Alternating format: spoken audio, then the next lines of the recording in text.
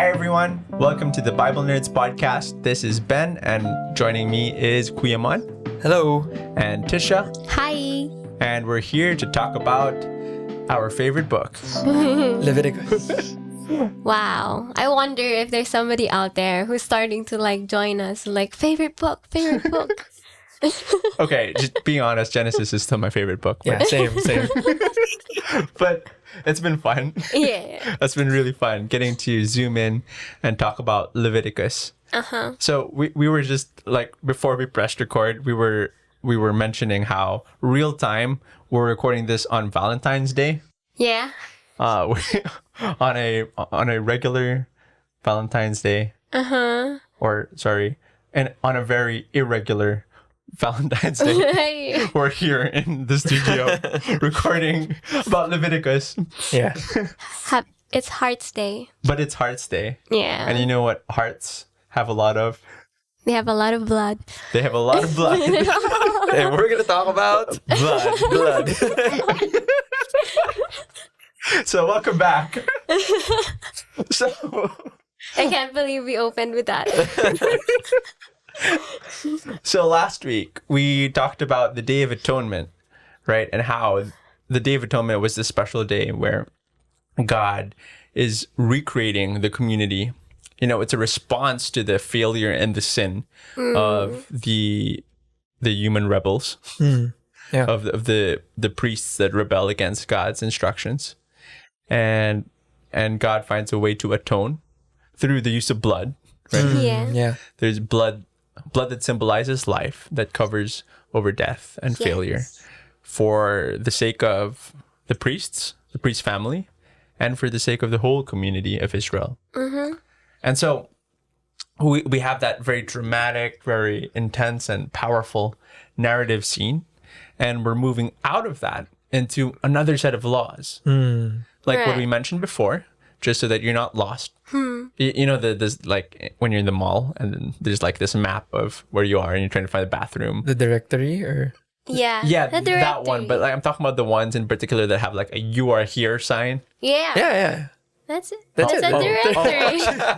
Okay, so this I just call it a map. Okay. So this is where we are right now. Yes. Right This after is where you are here. the right? Day of Atonement. Yeah, exactly. So we just came from the Day of Atonement. The week before that, or the chapters before that, we were talking about a different set of laws. Yeah. And so here we are in the other side of the sandwich. Talking about more laws. Talking about more laws. Yeah.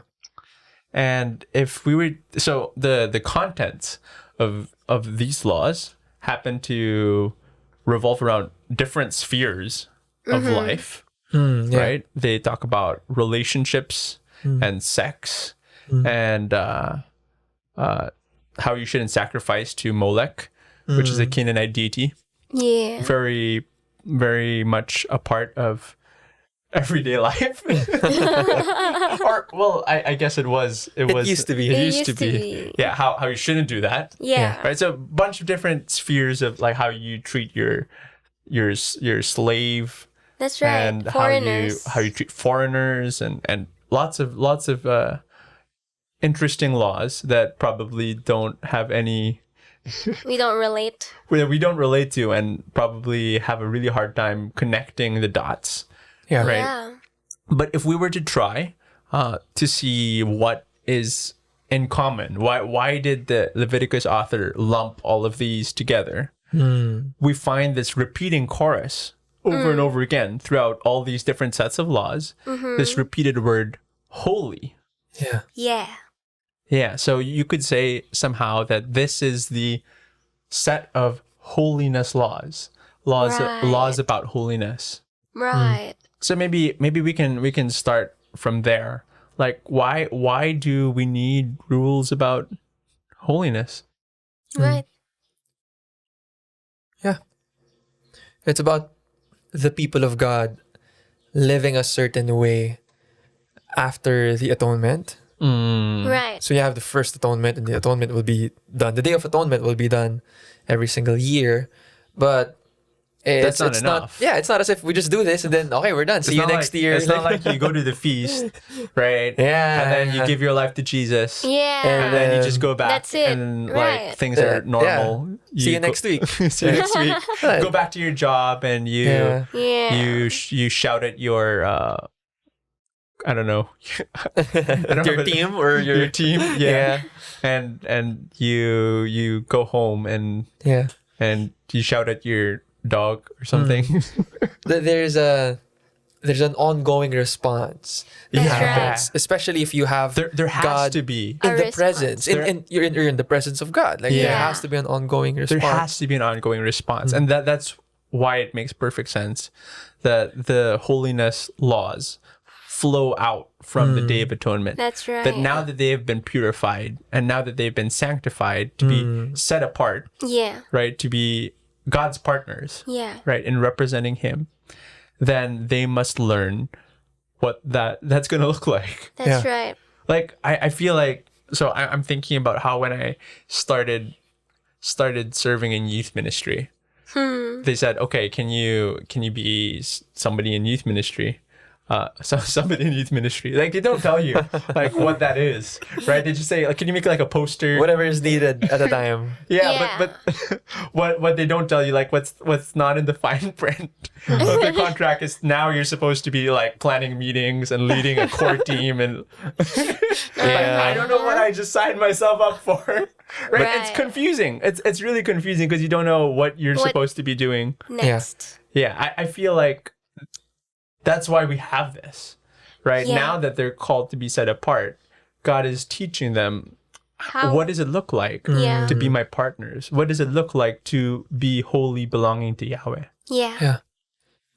Yeah, and the flow of our conversations before the Day of Atonement, diba, we were more focused on, okay, so how do we welcome God's presence here? That's right. Right? How do we... How do I get in? How do I get in? How do I get in the garden? How do we prepare ourselves? And Yeah. Yeah. yun nga, like what you were saying, this is an outflow naman on the other side of that. Right. How then should I live having encountered God? That's right. Yeah. Yeah. So maybe that could be our first point, that holiness is not just this outer skin that you wear or something like that. Because I feel like that when we talk about holiness, oh, you're so holy. Yeah. Like- Goody. Yeah. Yeah.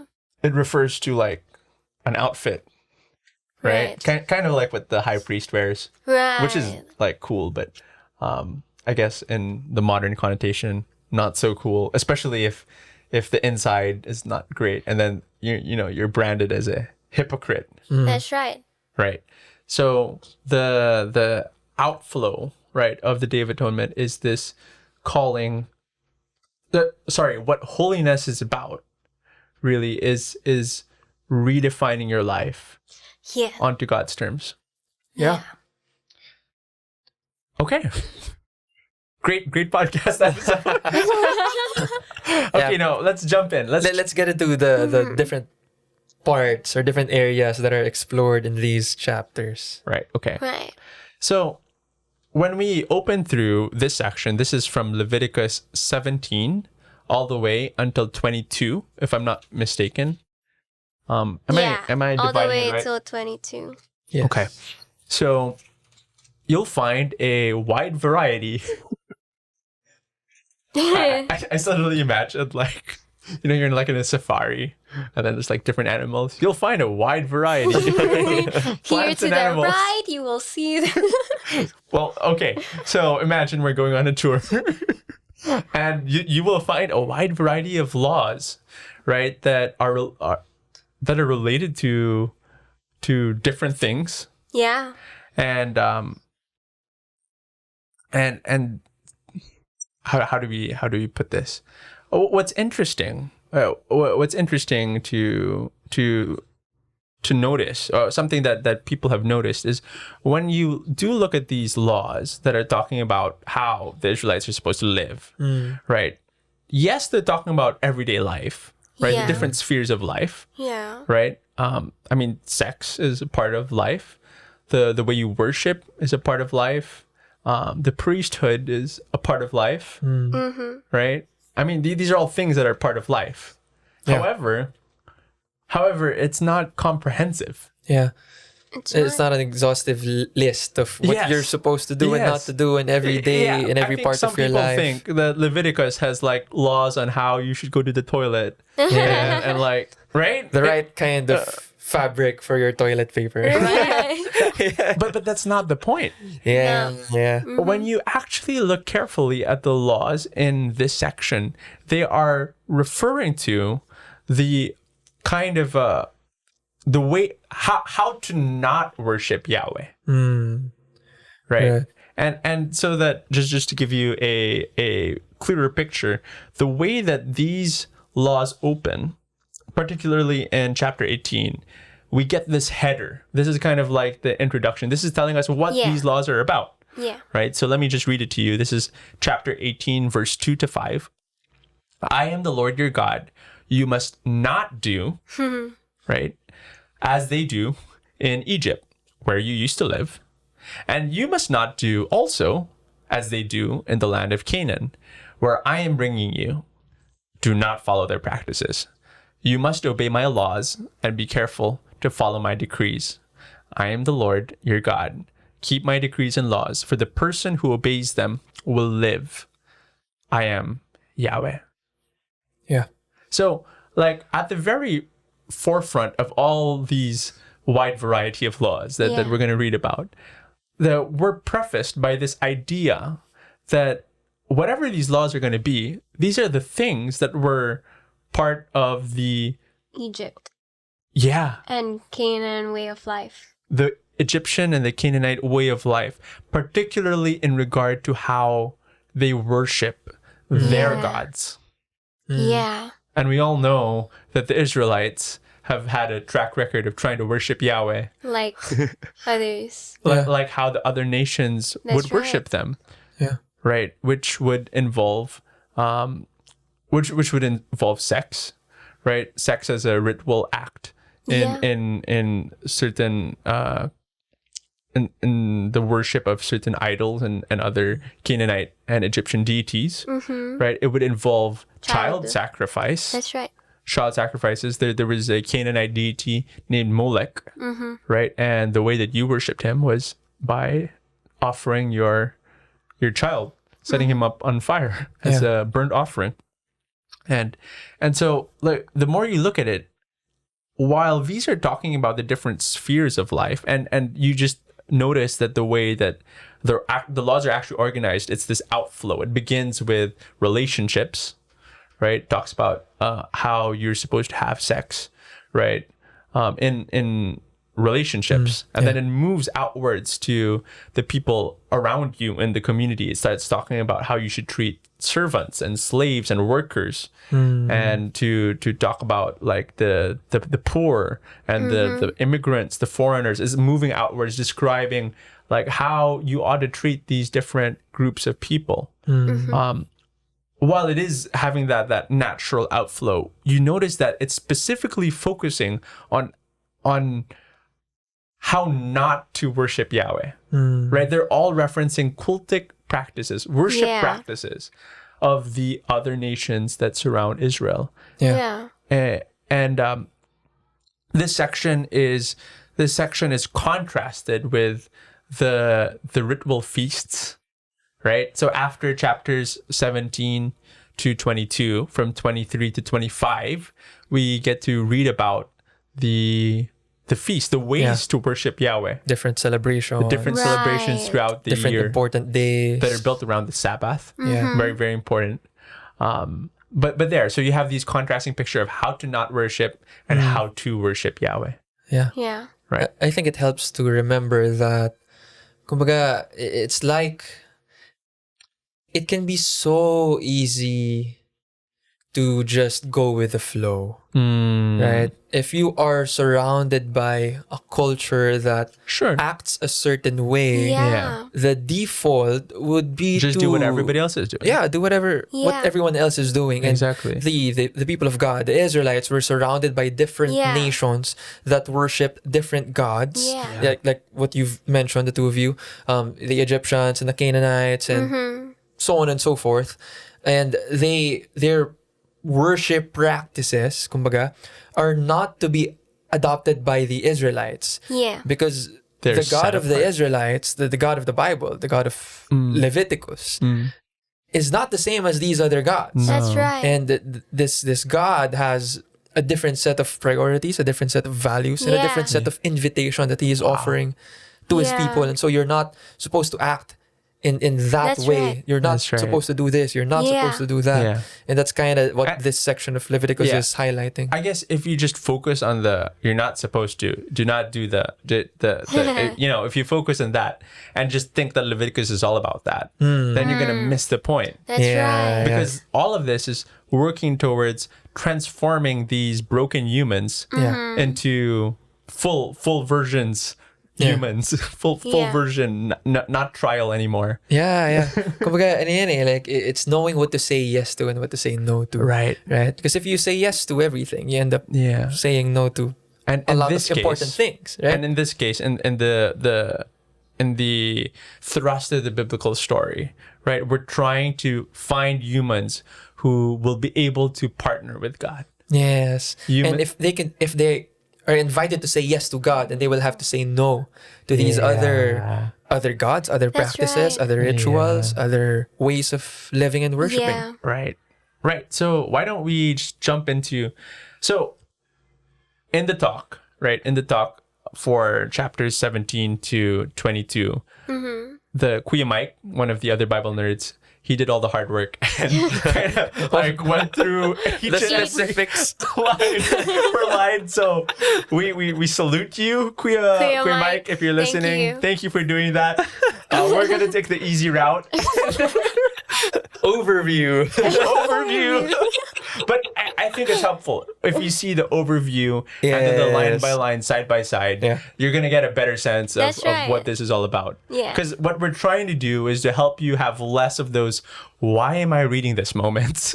And put it into Yeah. context. Yeah. So we started by pointing out that the preface to these laws are referring to the cultic practices or the worship practices of the other nations. Yep. And God is calling them to be set apart, to come close to Him, right? To be His treasured possession and to only belong to Yahweh. And that means to worship the way that Yahweh wants them to worship. Yeah. I love how, it's just coming to me right now, how worship is something that is not just done in the tabernacle. Right. For them in the ancient world, worship was how you lived your life.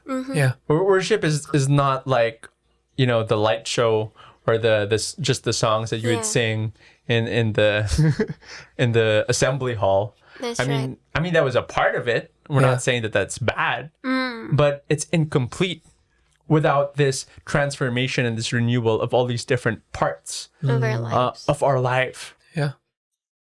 Yeah, because what you worship or who you worship reorients how you live, or reorients your Exactly. values, That's right. what you put first over others, Yes. what you say yes to and say no to, as in on the Yeah. more specific levels. And perhaps this is the section, like what we mentioned, it goes through different areas of life, Yeah. but it takes particular kumbaga, snapshots. Yes. It's not comprehensive, No. diba? Because first of all, it would You take can't- very many pages. can't, You can't really dictate Yeah. everything that needs to be done. True. But on the other side of it, like that's also the part where we partner with the Lord. Now we are invited Yes. to So- live our lives with wisdom and Yeah. having the right kind of priorities and values. It's less of a bullet point conduct manual for the Israelites and more of wisdom, teaching them to learn what God values, Yeah. right? To learn what God deems as true worship, right? And like we can take one of the examples from chapter 18, right? Which is to like there's all these prohibitions on sex, right? And what that shows us is how God actually sees, and I think what the flip side of the coin, right, is we see how much God values covenant relationships. Right? That's his character. The whole story of the Bible is about how God has entered into a committed relationship, a covenant relationship with humanity. Yeah. And he doesn't give up on it. Right? Yeah. He doesn't just take it for granted. He's always chasing and pursuing them. Faithfulness is a big deal. Faithfulness is a Yeah. big deal to God. Yeah. And that was not the case for well, that's not the case for humans in general. Yeah. I think we're described throughout the Bible as an unfaithful bunch Yeah. of people, and it's Yeah. reflected in the way that they have relationships, the way that they have their marriages, and the way that they the way they use sex, right, as something that is not held to the same degree that God sees sex, how God sees covenant relationships. Yeah. Yeah, because it's a particular expression, Yeah. right? The sexual union. This is often misunderstood, diba, as parang madumi, masama, like it's bad, it's dirty, Right. and so Yeah. on. But the more accurate view of the church of sex is not that it's bad. Yeah. It's that it is good, it is valuable, but it can be misused, and we don't want it Yes. to be misused Yeah. because we want to honor the act itself, and we want to honor the person that Yeah. we're committing the act with. Like that there is, we want to recognize the dignity of the other person. That Yeah. when these acts do happen, we want it to happen in the right place. We want it to happen in the right context, and And for God, that is in the context of a covenant relationship, a faithful Yeah. covenant relationship. Mm-hmm. Yeah. So there, we're getting a picture of seeing what God values, Yeah. seeing what God cares about, and these were really like sort of pinpointing the different ways that people were using these things, right, to worship other gods. Yeah. Yeah. So the way that this section is designed is in 3 parts, where chapters 18 and chapters 20 are parallel matches, right? So they're matching pairs. And chapters 19 is unique, right? We'll get to that in a second. But so I have a list here of the chapter 18 prohibitions. So the first one is incest. The second one is menstrual uncleanness, adultery with neighbor's wife, devoting children to Molech. That means, sacrificing them in the oven. You have the chapter on homosexuality, bestiality. So you have these different things that chapters 18 is prohibiting, yeah. and you find that in chapters 20 you have the same list of Again. things, Yeah. right? It's just ordered slightly differently, but you can see. I think when you read chapter 20, it kind of it fleshes out this picture of how these things were being used to worship Yeah. other gods even more, right? Because it's so hard to it's so hard not to rabbit hole in this. We don't have the time to dive into everything, and we do want to recognize that there's certain topics here in Leviticus chapter 18 to 20 that we want to really approach with humility and trepidation. I think people have used this section of the Bible as a way to bash other people and to exclude them from the family of God, from God's grace and his mercy, which we find throughout the biblical story he offers to everyone Yeah. if they only turn and trust in him. Right? We want to recognize that. And while there is a lot that needs to be talked about in these chapters, we just want to put it out on the table that we're not qualified to tell you or to tell anyone that this is what this is what the Lord says, and you need to apply that directly to your life like that, right? These kinds of conversations are something that are pastoral, and need to be treated in a one-to-one context, one-to-one basis, which is the way how Jesus did it. Yeah. And if the author of Leviticus didn't do it, why should we? Exactly. Yeah. Exactly. Sorry, what do you mean by... Like, diba, kanina we mentioned that like it goes through these different areas of life, but it selects Not particular comprehensive. snapshots instead Yes, of it's giving not a referring to every comprehensive, single kind of... like a Yeah. comprehensive. Yes, This is that's what you're right. supposed to do. This and that. And of course, we wanna recognize that there are general Yes. ano bang tawag dito?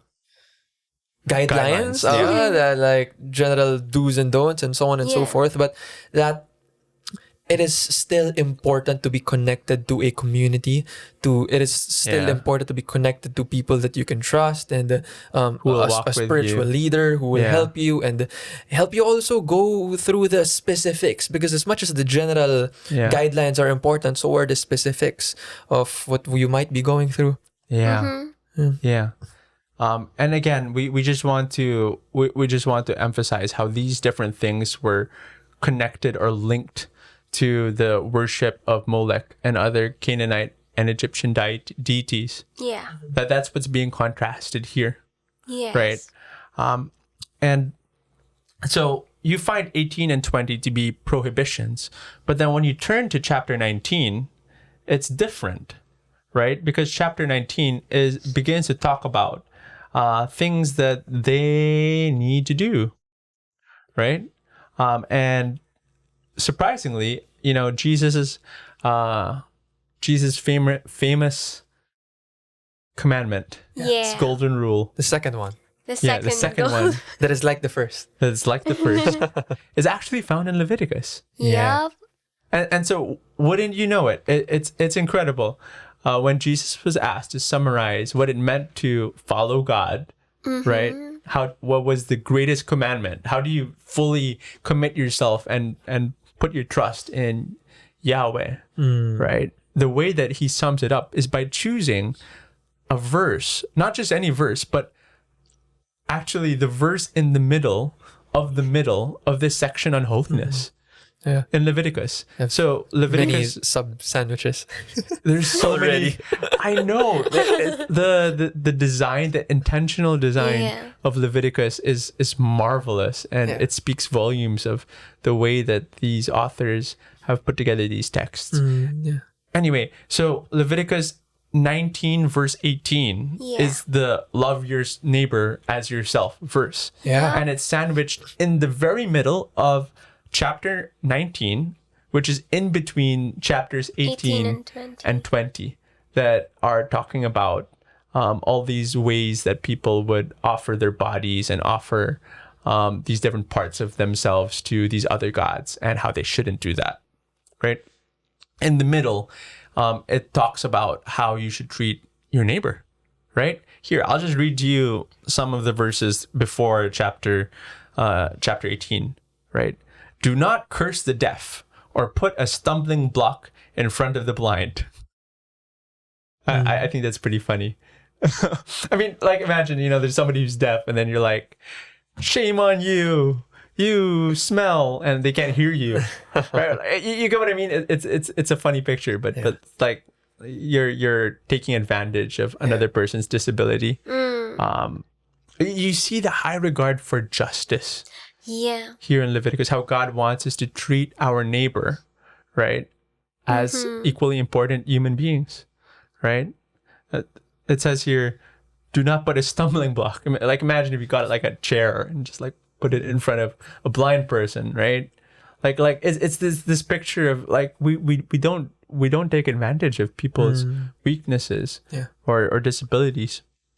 The next verse is, do not pervert justice, do not show partiality to the poor or favoritism to the great, but judge your neighbor fairly. Do not go about spreading slander among your people. Do not do anything that endangers your neighbor's life. I am the Lord. So you have this picture of how we ought to treat one another here in the center, right? Like how to live in this community. Yeah. Yeah. And at the very center, like the middle of all of that is how else would you put it? The best summary: You love your neighbor as yourself. love your neighbor as yourself, which is in the middle of Yeah. the holiness section. Isn't that so cool? Jesus is such a Bible nerd that like he's into these design patterns, and Yeah. This is part of how we see how cohesive the entire biblical story is. yeah. Yeah. Jesus didn't just pick a random verse. Like why didn't he just say, you should love the Lord your God with all your heart, mind, soul, and you shall not pervert justice. Do not show partiality to the poor. That's not what he did. Yeah. It would still be true, Yeah. but He chooses the middle of the middle. yeah. Jesus was a Leviticus Bible nerd. How cool is that? So we're going to follow the footsteps of Jesus and try to continue reading this book. Yeah. So the end of chapter 18 and chapter 20, right? The sandwich between chapter 19 talks about how, these things that the men of the land did, the people in Cana, the people of Egypt, Yeah. because they were doing these things, the land has become defiled. It's this picture that we've seen, we've talked about in earlier episodes, where sin has an effect. Yeah. It's like Yeah. pollution. It's like pollution, Yeah. right? It's like piling up trash can in defile. God's house. Yeah. And so that the land is not going to vomit you out, as it vomited out the previous nation that was before you, you need to trust. Mm. You need to trust and obey in the way that I'm calling you to live, to be the kind of humans that I'm calling you to live. That's how both chapters 18 and chapters 20 end. Right? Yeah. So they chapters 18 begin with the warning that, hey, what we're talking about here is Canaanite and Egyptian worship. And then it ends it with, hey, these guys, they were booted out because they've filled this land with so much injustice and suffering and pain, right? They've defiled the land. That's repeated again in chapters 20, which create this picture of, well, so what are you supposed to do?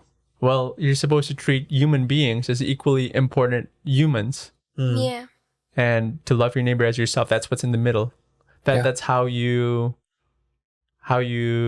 become set apart, by becoming fully human. Yeah. Yeah. You wanted to say something about that. Yeah. Right now, I'm in the middle of my master's, and one of the subjects that we're taking is moral theology. So very timely. My professor is Father Joel. He also, Goes to the feast. nagmamas din siya sa feast. So some of you might know him. And one of the things that we discussed last time is we were referring to the book of Genesis, right? When it says that we are made in the image of God, that we are like God. Yeah. Humanity is made in the image of God. And he was talking about how oftentimes our view of humanity is very low and very dirty. Like, na tao lang naman ako, nagkakamali. Now we say these things, Right. and we talk about like the sense of the flesh and so on. And of course, there's a proper place there's a proper place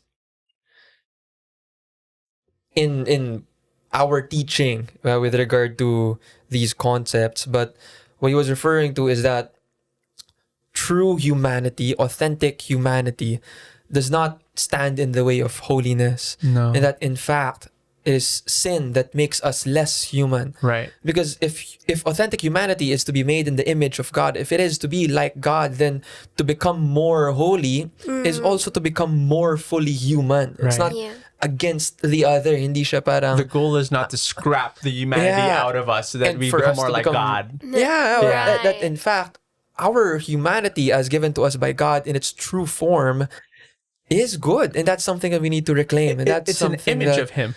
It's an image of Him. Right. And we don't, of course, we don't do that on our own terms. No. We do that by aligning ourselves with God's values, with what He puts first, with Wow. His story, and Yeah. and then so part of our discussion last time, he connected this to the incarnation of Jesus taking human form. Like Yeah. Jesus did not take upon himself humanity because humanity was bad. Right. No, he took humanity upon himself because he wanted to redeem humanity Yeah. because of the goodness that it has. Yeah. To reclaim that. Kumbaga, in our conversation, if sin is pollution, then we need to cleanse Yeah. humanity of that Of sin. pollution, of sin, Yeah. so that it would become more of what God intended it to be, and not Yeah. less. And how do you do that? Through atonement. And now we go full circle and we're back to the conversation of Leviticus. yeah. And that's why atonement has an effect on us living as human beings. Yes. That's why these set of laws follow after the atonement. Because after the atonement, you're supposed to live as renewed people. That's right. Diba? Wherein New you don't humans. you don't worship like all the other humans Exactly. who worship other gods and so on. It does something to you. Yeah. It rearranges your perception, your Yeah. view of the Yeah. world. It changes what is important and what is not important to you. And That's right. it even helps you redefine love to become more of what is how God defines love instead of That's just right. what we think of love. Which is giving yourself up Yeah. for people who don't even deserve it. Yeah. Yeah. Yeah. Amazing. I feel like we're having like one of those like 2 a.m. conversations. Yeah. Well, it's 2 p.m. Almost 2 p.m. Okay. So here's something interesting. We have to just like clear the air and just make sure that you understand this. That following these commands don't make you holy. That's right. Right? The laws in themselves don't have the ability to make someone holy. Right? That's something that Paul stresses about in his letters in the New Testament. And you still find that here in Leviticus. Yeah. It's not something that they realized later on, oh, well, that didn't work out. Time for plan B. Yeah. Should have sent Jesus in the beginning. That's not it at all. Yeah. Now, you find that, as I mentioned a while ago at the start, that within these wide variety of different laws of what they shouldn't do and what they should do, you find this repeated chorus of the word holy. And what that's referring to is not the laws. It doesn't say these laws are holy, so obey them and they will make you holy. Yeah. No, there's a repeated chorus of I am the Lord, I am holy. Yes. And so that's why you need to be holy too. yeah. Yeah. Right? So I actually have a list of all of them. So in chapters 18, verse 2, verse 4 to 6, verse 21, verse 30, and chapter 19, verse 3, 4, 10, it goes on and 12, on and 4, on. 16. It's just this repeated chorus of God just saying Yeah. it over and over again. And we were joking about this a while ago. It's kind of like in a Blackpink song. They always say that Blackpink in your area, yeah, or Jason Derulo, Jason Derulo. What we're trying to say is what Leviticus has been saying all this time. Jason Derulo is that Yahweh Yes. is holy, and He's the one that makes you holy. Yeah. It's by approximating yourself to Him. Yeah. Yes. Proximity to Yahweh is what makes you holy. It Yeah. repeats over and over His revealed name, and He talks about how they need to be holy because He is Yes, holy. We need to be that's holy right. because He is holy. The goal is communion. Yeah, it's to become more like Him. Yeah. It's to dwell The goal with is Him. oneness with Him. It's Yeah. not to be some morally superior, stuck up, we're better than the Canaanites, you know? Yeah, That's no. not it. Yeah. And in fact, once you start thinking that way, that you're better than others, then you Yeah. become less like God. And Yeah. that's not a good thing. No. And so all of these things are just preparation to be able to come and know God for who He is. That's right. Right? You know, it's kind of like how let's say you make a New Year's resolution. You want to start working out more. Right? But none of your friends work out. Right? So you're the only one who's working out, trying to change your lifestyle. It's quite difficult to do that without a community that has the same goals as you are. And you can imagine like the kind of conversations that you have when you hang out with your friends who don't work out, right? And you're really excited to talk about how you've been getting in the reps and you've been trying out this kind of changing your diet, and getting more sleep. Yeah, you want to tell them that, but like when you do, they're just gonna like raise their eyebrows at you. It's like, oh, you're trying to Yeah. and so you end up having to talk about something else. And but if working out has become something that you have started to really value and something that that gives life to you, it sucks so much that you can't share it with That's true. with your friends because they're not on the same page or they don't have the same values as you do. Yeah. I think that's one of the things that is often themes that are also repeated in Leviticus, right? Yung contrast between transforming and conforming, right?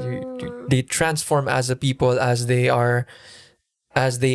encounter the Lord, in become in the presence of the Lord, and they don't conform to the Egyptians and the Canaanites and the other neighbors who worship all these other gods and do all these other things.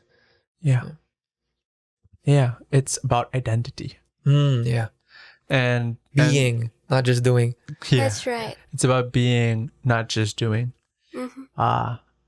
This section of Leviticus is, we mentioned this a while ago, it's not merely a practical code of conduct as much as it is a manifesto of Israel's identity as those who belong to Yahweh. Yeah. That's a quote from Michael Morales, credible biblical scholar on Leviticus. And I think there's no better way to sum it. Yeah. Right? That's what we find in Exodus, right? 19, right? Where God says that if you obey me and fully keep my covenant, then out of all nations you will be my treasured possession. Although the whole earth is mine, you will be a kingdom of priests and a holy nation. Right? It's the same thing that you find in Leviticus 20, verse 26. And you shall be holy for me, for I, Yahweh, and am holy and have separated you from the peoples that you should belong to me. It's this calling back to God it's this calling back to God to belong to him because we are his.